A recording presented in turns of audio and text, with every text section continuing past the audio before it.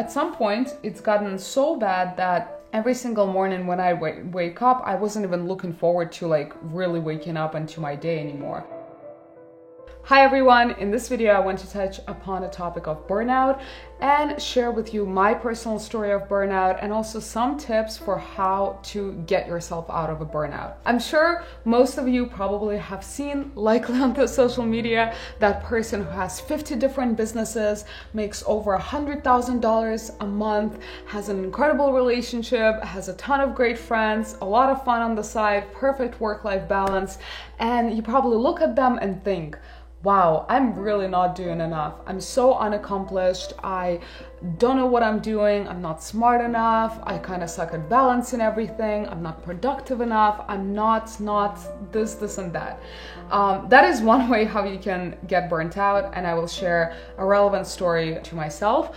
And also you can burn out by just working yourself so hard that you completely lose any interest, any motivation, any passion behind what you're actually doing. Burnout is a very serious thing, and I would say that for the longest time, I haven't really been given it a lot of credit until, of course, I've experienced it myself. And as they say, that's a lot of the times true with all of our experiences. We undermine something until it happens to us, and then, of course, we're all about it. So that's exactly what happened to me with burnout. And my burnout story goes back to 2019.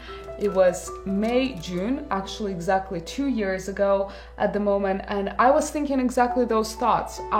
To my expectations and to my personal very high bar that I set for myself, I was not doing enough. I was not where I thought I should have been. I was not making enough money. I basically started putting so much negativity into my own head about what I wasn't doing. Primary things that bothered me at the time were really the fact that I was still an employee at a company, at Airbnb at the time, and I haven't left my job to start that successful startup. And my second thing was my creator journey here on YouTube.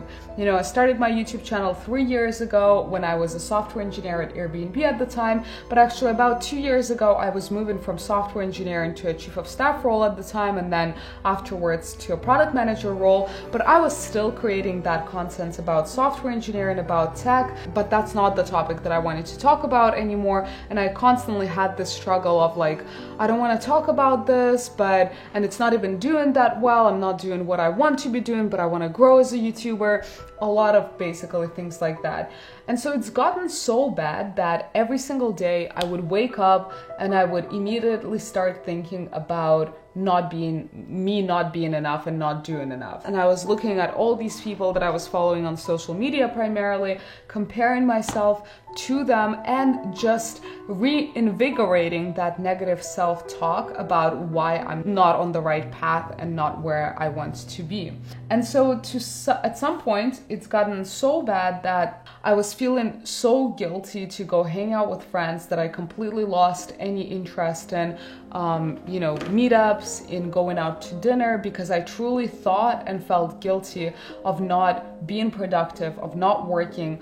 But that work was like actually very unproductive because I was just very drained. And that lasted for about a month and a half. And I've recognized that, hey, things are going really badly right now. Becoming a tea drinker recently. So I've recognized that this was an issue. I've recognized that it seems like I have completely burnt out and I definitely should do something about it. So now we're gonna move to the portion of, okay, now that you know that you are experiencing burnout, how do you actually deal with it? So grab a cup of tea or a cup of coffee and sit down with me for the story of a couple of tips that could help you avoid burnout.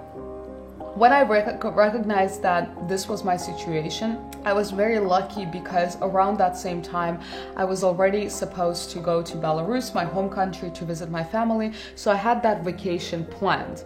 And this is my tip number one. If you're experiencing burnout, try to step back, step away from your work as much as possible. So this can come in the form of going on vacation and completely disconnecting. preferred option, but I realized that not everyone has this option at the time of the burnout. So in the second scenario, you should just reevaluate everything that you're doing at the moment, and you can just write it all out on a piece of paper or in your computer, and try to reduce your commitments to give yourself more rest when you literally are either not doing anything or doing things that you are truly enjoying. So in my case, I decided to completely disconnect. I went to Belarus for, I think, 2 weeks, and I made a conscious decision that, hey, I'm not gonna worry about work or like startup ideation or whatnot at all. I'm not gonna worry about my YouTube channel at all. In fact, at that time, I took a complete break for, I think, over a month. So outside of that vacation, I came back and I still wasn't posting anything because my burnout was also had to do with my YouTube channel. So I decided to do that, and I've made myself a promise that when I go on vacation, I will just listen to my body and do whatever the heck I want to do at the moment. And so it could be just lying in bed, or it could be going to eat out, or it could be, you know, cooking something at home. My 2 weeks at home literally were filled with just not doing anything or eating or walking around. I did not do anything that I would then deem productive, which I'm super happy I did.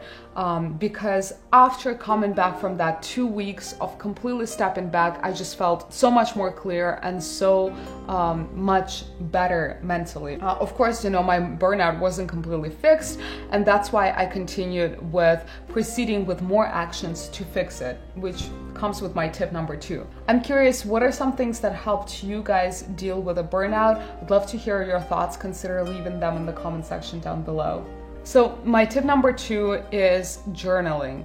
At the time, I bought this book called The Artist's Way, which is an incredible book that aims to revive your creativity. However, I would say that even if you're not trying to specifically revive your creativity, it's a fantastic book for anyone who kind of wants to get more in touch with themselves mentally and even physically, because it has a lot of writing prompts that help you do that. But the best thing about that book that I took away back 2 years ago is the morning pages.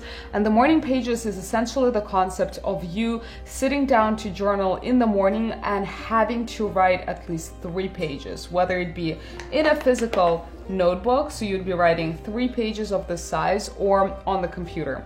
And I found that to be an excellent constraint, because sometimes when you sit down to write, to journal, you think that, hey, I actually have absolutely nothing I can write about. But the fact is that considering you have to write 3 pages, you just start dumping absolutely random thoughts that come into your mind on paper. And I find that incredibly therapeutic. So, you know, sometimes when you sit down and you have all these random thoughts rushing through your head, and they might be completely not connected, that's exactly what you put down on paper. If you have a thought, oh, I have to, you know, pick up flowers for my home later today, but also I have this deadline at work, but also I haven't gone to the gym for a while. Just write all of that down.